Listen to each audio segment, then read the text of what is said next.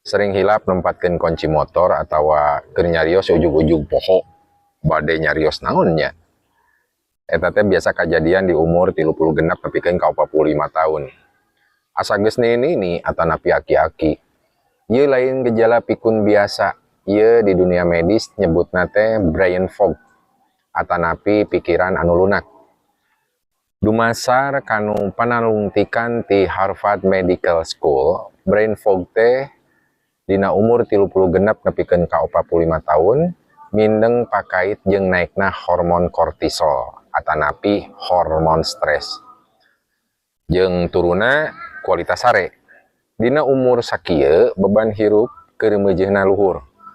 Urusan keluarga, karir, finansial, ieu ngajadikeun sel otak urang kawas anu kahalangan ku kabut atanapi halimun. Baraya, kumaha solusina anu kitu? Dangukeun. Laksanakeun teknik mindfulness. Sadiakeun waktu 5 nepikeun ka 10 menit unggal isuk. Keur diuk ajeg, peureum, bari tarik napas terus-terusan.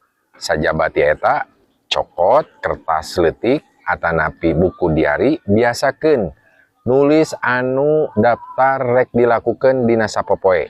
Sangkan otak urang teu kudu nahan beban ingatan nu loba teuing. Nah, saha nu di dieu anu sering loading otakna lamun diajak nyarita? Absen di kolom komentar, hayu urang silih rojong yang hirup anu leuwih sehat. Hatur nuhun, mugia manfaat.